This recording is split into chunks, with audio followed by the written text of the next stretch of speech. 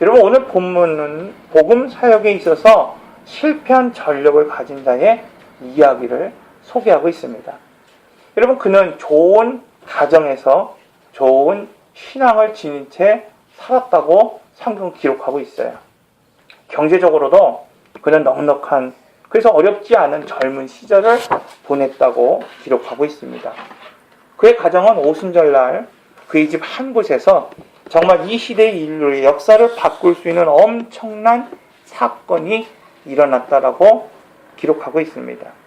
그곳에 있던 모든 제자들이 그를 사랑했고, 특별히 베드로라고 하는 이 수제자는 내 아들이라고 부르며 그를 무척 신임하기도 했습니다.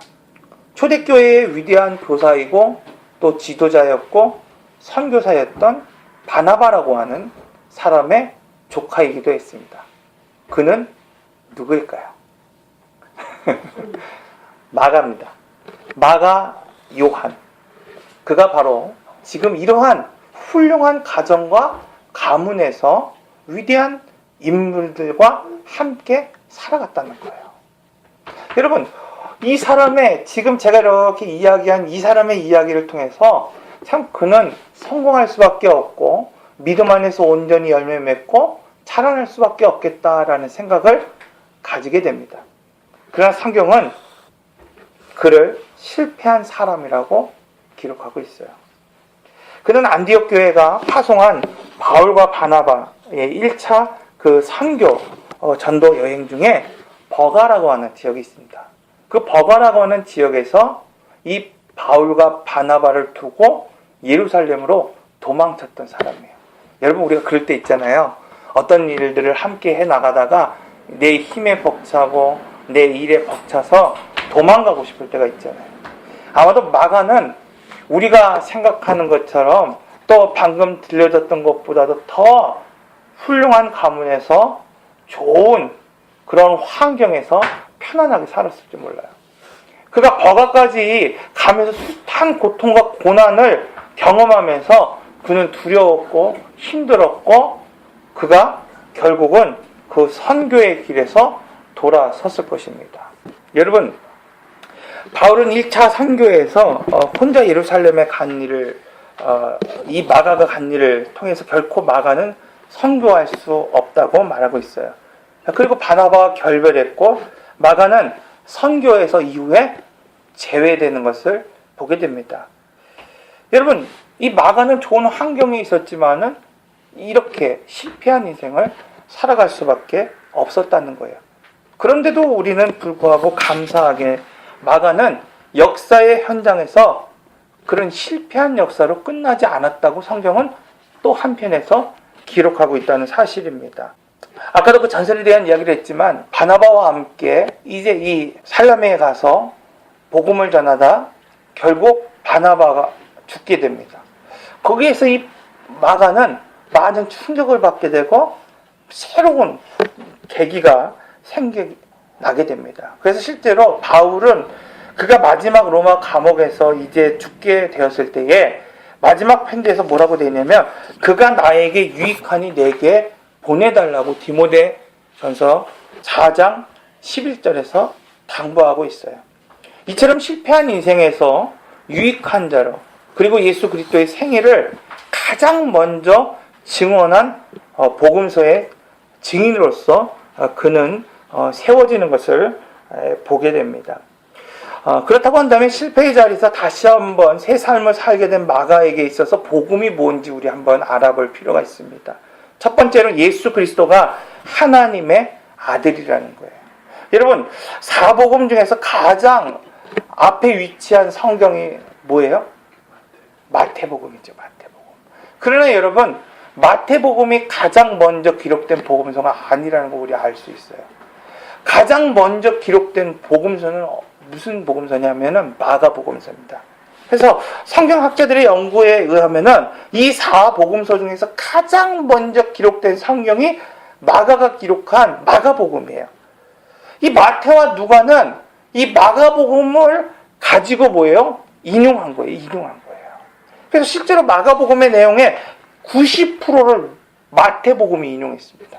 그러니까 마태복음의 90%, 그러니까 마태복음에 쓰여 있는 그 내용을 쫙 훑어보니까 마가복음에서의 모든 내용의 90%가 이 마가에서 인용해 온 거라는 거예요. 그러니까 마가복음의 10%만 빼놓고 마가복음의 90%를 마태가 인용하고 있다는 거예요. 누가는 40%를 마가복음에서 인용하고 있습니다. 실제로 마가복음에 몇 구절이 있냐면 661절이 있어요. 661구절이 있는데 이 마태와 누가복음을 합쳐서 이거를 그러면 몇 개나 이 구절을 인용했나 봤더니 661구절에서 몇 구절이요? 669절을 인용했다는 거예요. 단 한 구절 외에는 이 마가와 누가가 전체 마가복음을 인용했다는 사실입니다. 그렇다고 한다면은 마가복음은 이 복음서 중에 뭐예요? 오리지널 복음서라고 할 수 있다는 거예요. 자, 이 오리지널 복음서인 이 마가복음이 가장 오늘 본문에서 처음 우리에게 들려주고 있는 말씀은 뭐냐면 하나님의 아들 예수 그리스도의 복음의 시작이다라고 말씀하고 있어요. 이처럼 마가는 복음의 핵심이 바로 예수는 뭐라는 거예요? 그리스도라고 말씀하고 있는 거예요. 하나님의 아들이라고 증언하고 있습니다. 마가는 이 복음의 핵심을 다양한 예로 증언하고 있어요. 그래서 마가는 이 하나님의 아들 그리스도를 어떻게 얘기하냐면 하나님께서 친히 그 아들 예수 그리스도를 증언한다고 말하고 있어요. 마가복음 1장 11절에 보면은 하늘로부터 소리가 나기를 너는 내 사랑하는 아들이라 내가 너를 기뻐하노라. 누구의 말씀이냐면 하늘에서 들려지는 하나님의 음성으로 하나님이 스스로 예수님을 증언하고 있다고 말하고 있어요. 이뿐만 아니라 마가복음 9장 7절에는 마치 구름이 와서 그들을 덮으며 구름 가운데 소리가 나되 이는 내 사랑하는 아들이니 너는 그의 말을 들으라. 변화산에서 하나님께서 친히 제자들에게 하신 말씀이에요. 이뿐만 아니라 마가는 귀신들도 예수님을 증언하고 있다고 소개하고 있습니다. 마가복음 3장 11절에 보면 더러운 귀신들도 어느 때든지 예수를 보면 어느 때든지 더러운 귀신이 예수님을 보게 되면 그 앞에 엎드려 부르짖어 이르되 당신은 하나님의 아들입니다라고 고백했다는 거예요. 마지막으로 이 마가는 셋째로 예수님을 못 박은 백부장, 즉 예수님을 죽인 사람의 입을 통해서도 내가 죽였지만 그가 진실로 하나님의 아들이었다라고 백부장의 입을 통해서 고백하게 만들었다는 사실입니다. 그러므로 복음은 예수 그리스도시며 하나님의 아들이라고 하는 소식입니다. 여러분에게 있어서 복음이 바로 예수가 그리스도가 되고 예수가 하나님의 아들이 되시기를 바랍니다. 둘째로 마가가 증언한 복음은 예수님이 사람의 아들로 오셨다는 거예요. 마가복음은 예수님을 하나님의 아들이라고 증언할 뿐만 아니라 하나님의 아들이 사람의 아들이 되어 이 땅에 오셨다고 증언하고 있어요. 이건 무슨 얘기예요? 성육신했다고 하는 것입니다. 복음을 여러분 너무 어렵게 생각합니다. 그래서 복음 앞에 서 있다고 생각하지만 실제로 복음 앞에 서 있는 사람이 없습니다. 우리 주님은 우리를 구원하시기 위해서 기꺼이 자신을 대속 제물로 내놓으셨다고 기록하고 있어요. 구약에 보면 이사야 선지자는 이렇게 얘기하고 있습니다. 그는 실로 우리의 재고를 지고 우리의 슬픔을 당하셨거늘 우리는 생각하기를 그는 징벌을 받아 하나님께 맞으며 고난을 당한다 하였노라. 그가 찔림은 우리의 허물 때문이요 그가 상함을 우리의 죄악 때문이라. 그가 징계를 받음으로 우리는 평화를 누리고 그가 채찍을 맞음으로 우리는 나음을 받았노라. 우리는 이 복음의 소식을 들은 사람이고 지금 이 복음을 듣고 있습니다. 그런데 복음을 듣고도 실제하지 못하는 사람들이 있다는 것입니다. 복음을 받았음에도 불구하고 복음 앞에 서지 못합니다. 복음 앞에 실제하지 못하는 사람들이 너무나 많이 있다는 사실입니다. 그러므로 오늘 이 예수 그리스도의 복음 앞에 그분이 이 땅에 성육신한 이 사건을 통해서 그분이 나를 위하여 징계받으셨고 그분이 나를 위하여 채찍받으셨고 그분이 나를 위하여 이 땅에 오셨다는 사실 앞에 우리는 서 있어야 할 것입니다. 마가는 마지막으로 이 복음 앞에 우리가 당당하게 서야 된다라고 말하고 있어요. 마가는 마지막으로 이 복음으로 오신 예수 그리스도, 그분이 친히 하신 말씀을 증언하고 있어요. 백부장과 귀신과 하나님이 이분은 그리스도시요 하나님의 아들이라고 말했습니다. 그런데 이 마지막 주님은 마가복음 1장 15절에서 뭐라고 말씀하시냐면은 세례를 받고 난 이후에 무엇을 말하냐면 때가 이르되 때가 찼고 하나님의 나라가 가까이 왔으니 어떡하라고요? 회개하고 복음을 믿으라 말씀하고 있습니다. 예수님의 증언을 통해서 마가는 하나님께서 하나님의 백성이 되기 위해서 회개하고 복음을 믿으라고 말씀하고 있어요. 이 말씀을 통해서 마가는 무엇을 얘기하냐면 때가 찼다고 말하고 있습니다. 하나님의 나라가 가까이 지금 와 있다고 말하고 있습니다.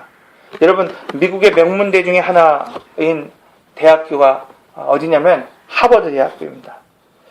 이 하버드 대학교에 보면 와그너 도서관이라고 하는 곳이 있습니다. 이곳이 지금 와그너 도서관인데요. 1915년 6월 24일 날 이곳이 이제 개관되었습니다. 이 도서관의 특징을 보면은 뭐 그렇게 외형적으로 커 보이지 않잖아요. 1915년도에 지어졌으니까 뭐 그 당시에는 컸겠죠. 그러나 이 도서관을 지었을 때에 이 도서관을 짓기 위하여 기부했던 이 한 여인이 이 조건을 내세웠어요. 이 기부를 하는 대신에, 도서관을 지어주는 대신에 한 가지 조건이 있다. 그건 뭐냐면 절대 이 건물을 뭐예요? 이 건물을 파괴하거나 훼손해서 증축하거나 여기서 뭐 막 다시 짓거나 이걸 무너뜨리거나 훼손시키면 안 된다고 하는 첫째 조건을 가지고 있어요.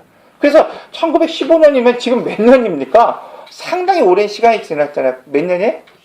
99년이에요? 99년, 약 100년이라고 하는 시간이 지났음에도 불구하고 하버드대학교에서는 이 건물을 절대 훼손하지 않습니다. 1912년도에 어떠한 사건이 나타났냐면 타이타닉이 침몰로 많은 이슈가 되고 있고 지금까지도 이 세월호 사건 때문에 다시 한번 재조명되는 그런 일이 있죠. 이 타이타닉호의 침몰 중에 죽었던 사람이 누구냐면 헨리 애키슨 와이드라고 하는 사람입니다. 이 사람이 어떤 사람이냐면 하버드 대학교를 졸업했던 그러한 사람이에요.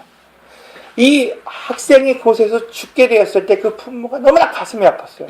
그래서 하버드 대학교에 이 도서관을 이 아들의 이름으로 기부하면서 내세운 조건이 뭐냐면 이 건물을 파괴하거나 다시 누가 돈을 많이 누가 또 세월이 지나서 돈을 많이 주면 이거를 다 없애고 다시 지을 거 아니냐? 그러지 말아라.